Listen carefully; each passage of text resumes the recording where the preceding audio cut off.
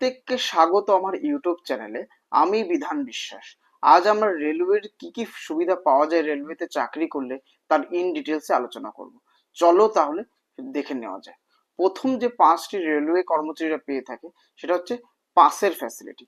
অর্থাৎ রেলওয়েতে চাকরি করলে ফ্রি ট্রাভেল পাসের কিন্তু সুবিধা পাওয়া যায় ফ্যামিলি মেম্বার এবং ডিপেন্ডেন্টের সঙ্গে। কত সেট পাস পাওয়া যায় না, ইনিশিয়ালি কিন্তু এক সেট পাস এবং 4 সেট পিটিও পাওয়া যায়, এবং 5 বছর চাকরি কমপ্লিট হলে 3 সেট পাস এবং 4 সেট কিন্তু পিটিও পাওয়া যায়। এক সেট বলতে কিন্তু আপ অ্যান্ড ডাউনকে বোঝানো হয়েছে, এবং এই 3 সেট পাস মানে হচ্ছে ফ্রি অফ কস্ট, এবং 4 সেট পিটিও মানে হচ্ছে 1/3 টাকা কিন্তু তোমাকে পেমেন্ট করতে হয়। তবে যারা ডাইরেক্ট ইউপিএসসি থেকে আসে তারা কিন্তু 6 সেট পাস এবং 4 সেট পিটিও পেয়ে থাকে। ফ্যামিলি মেম্বার বলতে কিন্তু এমপ্লয় তার ওয়াইফ এবং তার চিলড্রেনকে বোঝায়, এবং ডিপেন্ডেন্ট মেম্বার বলতে কিন্তু তাদের যদি বাবা মা বেঁচে না থাকে কারো, সেক্ষেত্রে মা এবং ডিপেন্ডেন্ট ভাই বোন কিন্তু হয়, এবং ম্যাক্সিমাম কিন্তু 5 জন এলিজেবল হয়। এবং এই যে পাসের যে এলিজিবিলিটি ক্রাইটেরিয়া সেটাও কিন্তু পোস্ট বেসিসে আলাদা আলাদা। লেভেল 1 থেকে 4 পর্যন্ত কিন্তু sleeper class pass eligible, level 5-এ কিন্তু থার্ড এসি পাস, লেভেল 6-এ কিন্তু সেকেন্ড এসি পাস কিন্তু এলিজিবল হয়, এবং তার উপরে যদি কেউ হয় তারা কিন্তু সেকেন্ড এসি পাস এলিজিবল। তবে যদি তারা সেকেন্ড এসি ফার্স্ট এসির মধ্যে 1/3 পেমেন্ট করে তারা কিন্তু ফার্স্ট ক্লাস এসিতে ট্রাভেল করতে পারে। তো এছাড়াও যদি কেউ ট্রেনে করে ডেলি বেসিসে ট্রেনে কিন্তু অফিস যাতায়াত করে, তার জন্য কিন্তু অফিস থেকে কিন্তু রেসিডেন্সিয়াল কার্ড পাস দেওয়া হয় ট্রেনে ট্রাভেল করার জন্য।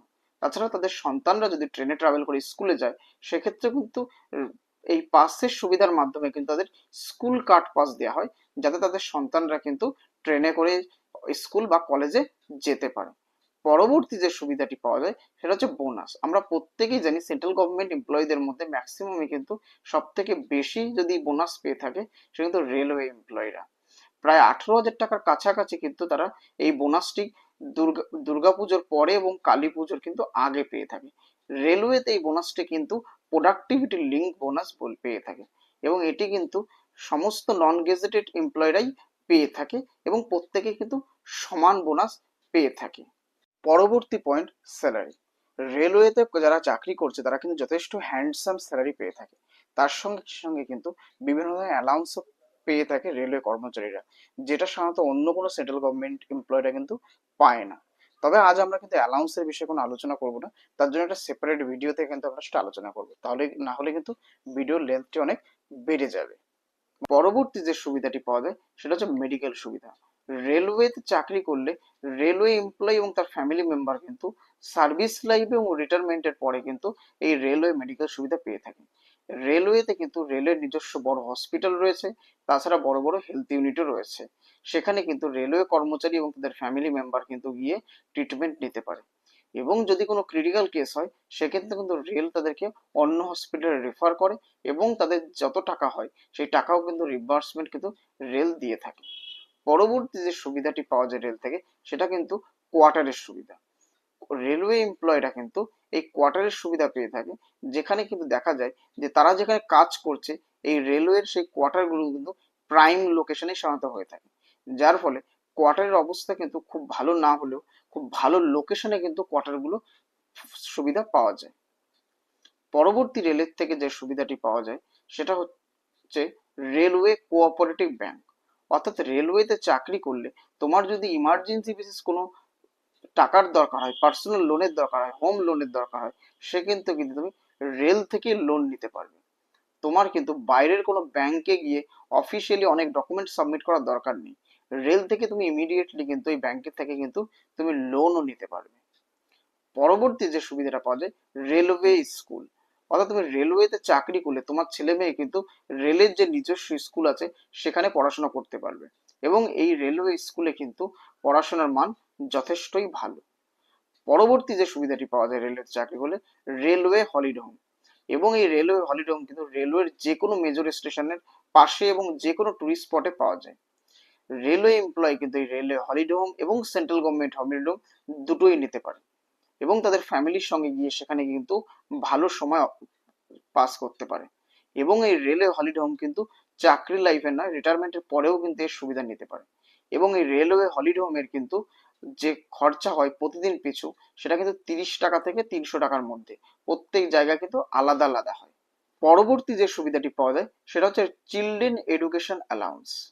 রেলওয়েতে চাকরি করলে প্রত্যেক শিশু প্রতি কিন্তু বর্তমানে কিন্তু 33,000 টাকা বছরে কিন্তু রেলওয়ে কর্মচারীরা পেয়ে থাকে, আপ টু 2টো সিদ্ধ পোস্টে। এবং যদি রেলওয়ে এমপ্লয়ি যেখানে তার বাসস্থান সেখান থেকে তার শিশু কোনো হোস্টেল তাদের 50 কিলোমিটার দূরে হয়, সেখানে কোনো হোস্টেলে থেকে পড়াশোনা করে, তাহলে কিন্তু প্রত্যেক শিশু প্রতি বর্তমানে 1 লক্ষ টাকা করে কিন্তু সরকার তাদের চিলড্রেন এডুকেশন অ্যালাউন্স দিয়ে থাকে 2টো শিশু পর্যন্ত। পরবর্তী যে সুবিধাটি পাওয়া যায় সেটা হচ্ছে প্যাটার্নিটি এবং ম্যাটারনিটি লিভ। রেলওয়ে মহিলা কর্মচারীরা কিন্তু মাতৃত্বকালীন কিন্তু প্রত্যেক শিশু প্রতি কিন্তু 6 মাস করে কিন্তু মাতৃত্বকালীন ছুটি পেয়ে থাকে 2টো শিশু প্রতি। এছাড়াও শিশুদের লালন পালনের জন্য আরো 2 বছর পেয়ে থাকে কিন্তু এই চিলড্রেন চিলড্রেন মানুষ করার জন্য। এবং এই 2 বছরের মধ্যে প্রথমে 1 বছর কিন্তু 100% বেতন পেয়ে থাকে, এবং পরের 1 বছর কিন্তু 80% বেতনে কিন্তু 1 বছরের ছুটি পেয়ে থাকে। তবে যে সমস্ত পুরুষ কর্মচারীরা রয়েছে তারা কিন্তু শিশু জন্মানোর সঙ্গে সঙ্গে তারা প্যাটার্নিটি লিভ পেয়ে থাকে 15 দিনের জন্য প্রতি শিশু প্রতি। এবং এই প্যাটার্নিটি লিভটি কিন্তু 6 মাসের মধ্যেই তাদেরকে নিতে হয়, যাতে তারা সন্তানের সঙ্গে একটু টাইম স্পেন্ড করতে পারে। পরবর্তী যে সুবিধাটি সেটা হচ্ছে সিইউজি সিম। অর্থাৎ রেলওয়েতে প্রত্যেক কর্মচারী না হলেও যারা ইন্সপেক্টর বা সুপারভাইজার তারা কিন্তু রেলওয়ে থেকে কিন্তু সিম কার্ড পেয়ে থাকে পোস্ট পেড রিচার্জের মাধ্যমে, যেখানে নেট এবং কিন্তু কল পরিষেবা অ্যাভেলেবেল থাকে। তো তুমি কিন্তু এই সুবিধাটাও নিতে পারো। পরবর্তী যে সুবিধাটি সেটা হচ্ছে তোমার স্টাডি লিভ। এটা সাধারণত রেলওয়েতে ডক্টরদের কিন্তু এই সুবিধাটি দেওয়া হয়ে থাকে। তবে তোমরা যদি রেলওয়েতে ভর্তি হওয়ার পরে কিন্তু এককালীন 30,000 টাকা হায়ার স্টাডির জন্য পেতে পারো। সেটার ক্ষেত্রে কিন্তু তোমাদেরকে কিন্তু তোমাদের যে ডিপার্টমেন্টে তুমি চাকরি করছো সেখান থেকে এনওসি নিয়ে তুমি কিন্তু ডিস্টেন্স এডুকেশনের মাধ্যমে সেই ডিগ্রিটি করে কিন্তু 30,000 টাকা পর্যন্ত পেতে পারো। আমি নিজে কিন্তু পার্সোনাল ম্যানেজমেন্ট এবং লেবার ল এর উপর কিন্তু ডিগ্রি করা রয়েছে, এবং যার ফলে কিন্তু রেল আমাকে টাকাও পেমেন্ট করেছে। পরবর্তী যে সুবিধাটি পাওয়া যেতে পারে সেটা হচ্ছে লিভ ইনক্যাশমেন্ট। অর্থাৎ তোমরা যদি রেলওয়েতে চাকরি করো সেক্ষেত্রে কিন্তু তোমরা কিন্তু 30 দিন করে এলএপি পেয়ে থাকবে, অর্থাৎ লিভ অন অ্যাভারেজ পে। এই লিভ অন অ্যাভারেজ কে 30 দিন পাবে, সেটা কিন্তু তোমাদের অ্যাকাউন্টে জমতে থাকবে, যার ফলে তোমরা ইমার্জেন্সি বেসিস কিন্তু তোমরা চাইলেই কিন্তু 10 দিন করে লাইফে 6 বার কিন্তু অর্থাৎ 60 দিন কিন্তু এই ছুটি বিক্রি করে রেল থেকে টাকা নিতে পারবে। এছাড়াও তোমরা যখন রিটায়ারমেন্ট করবে তখন কিন্তু এই লিভটা জমতে জমতে কিন্তু অনেকটাই হয়ে যাবে, যেখান থেকে তুমি 300 দিন পর্যন্ত কিন্তু লিভ বিক্রি করে সেই সময় লাস্ট যে স্যালারি 300 দিনের হবে তার টাকাও কিন্তু তোমরা নিতে পারবে। যখন তোমরা রিটায়ার্ড করবে তখন কিন্তু তাছাড়াও তোমাদেরকে 25 লাখ টাকা পর্যন্ত ডিসিআরজি মানি দেওয়া হবে রিটায়ারমেন্টের সময় এককালীন, যেটা কিন্তু যার সার্ভিস বেশি এবং ভালো পোস্টে চাকরি করছে সে প্রায় ম্যাক্সিমাম কিন্তু এই 25 লাখ টাকাই ডিসিআরজি মানি হিসাবে তোমরা পেয়ে যাবে। পরবর্তী যে সুবিধাটি পাওয়া যেতে পারে সেটা হচ্ছে রেলওয়ে ক্যান্টিন।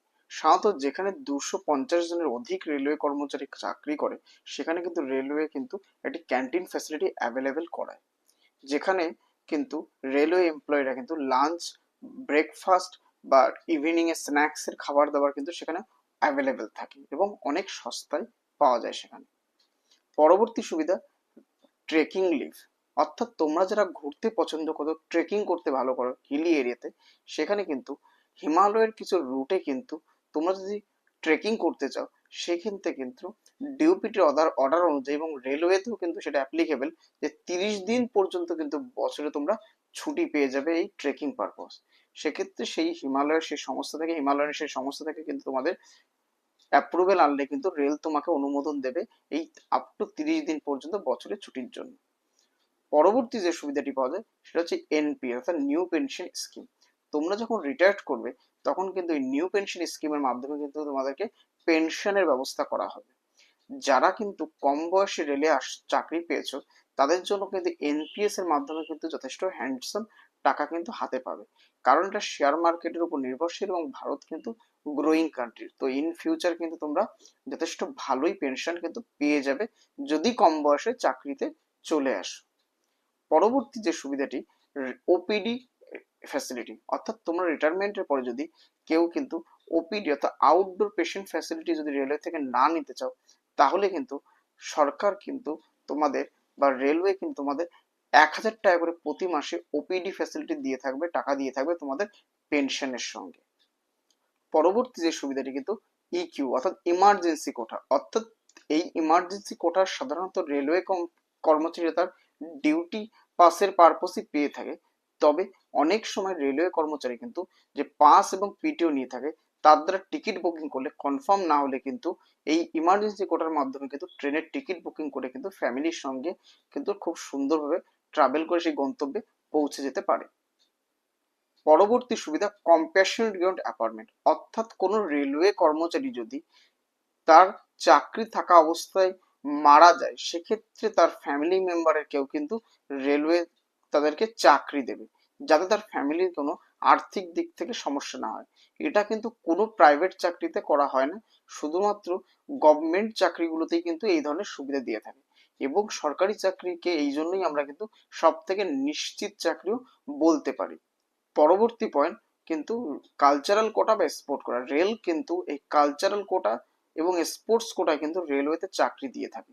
কালচারাল কোটা বলতে কিন্তু যে ভালো নাচ গান জানে বা কেউ ভালো যদি ইনস্ট্রুমেন্ট বাজাতে জানে, অথবা স্পোর্টস কোটা বলতে কেউ যদি খেলাধুলায় খুব ভালো হয়, সেক্ষেত্রে কিন্তু তাদেরকে এই বিষয়ে প্রমোট করার জন্য রেল তাদেরকে সরকারি রেলওয়েতে চাকরি দিয়ে থাকে। এটা কিন্তু একটা রেলওয়েতে একটা বিশেষ বড় সুবিধা কিন্তু বলা যেতে পারে। পরবর্তী সুবিধা MSCP, modified assured career progression scheme. এই সুবিধার মাধ্যমে কোনো এমপ্লয়ি যদি একই পোস্টে 10 বছর থেকে যায়, তাহলে কিন্তু তাকে কিন্তু একটা ফাইন্যান্সিয়াল বেনিফিট হিসাবে তার পরবর্তী লেভেলে অটোমেটিক কিন্তু পে লেভেল চেঞ্জ করে দেওয়া হয়, তার কিন্তু ডেজিগনেশন চেঞ্জ না করেও।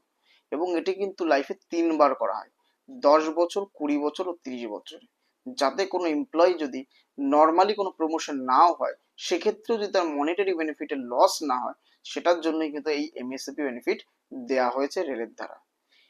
এছাড়াও রেলওয়েতে কিন্তু স্টাফ বেনিফিট ফান্ড রয়েছে, যেখানে কিন্তু রেলওয়ে এমপ্লয়ীদের কোনো শিশু যদি ভালো পারফরমেন্স করে পড়াশোনা বা অন্য কোনো বিষয়, সেক্ষেত্রে তাদের কুইজ বা বা বিশেষ কোনো প্রাইজের ব্যবস্থা কিন্তু এই ফান্ড থেকে করা হয়। তাছাড়াও এখান থেকে কিন্তু রেলওয়ে এমপ্লয়ীদের প্রতি 2 বছরে কিন্তু কেউ যদি চশমা ইউজ করে, তাকে কিন্তু একটা মনিটারি সুবিধাও দেওয়া হয়, যাতে সে চশমা চেঞ্জ করতে পারে। এইভাবে কিন্তু আজকের ভিডিও আমি এখানেই শেষ করলাম। এছাড়াও যদি তোমাদের অন্য কোনো রেল রিলেটেড ভিডিও জানার ইচ্ছা থাকে, তাহলে অবশ্যই আমাকে কিন্তু কমেন্টস বক্সে জানিও। আর যদি ভিডিওটি ভালো লেগে থাকে, তাহলে অবশ্যই লাইক, শেয়ার এবং সাবস্ক্রাইব করতে ভুলো না। ধন্যবাদ।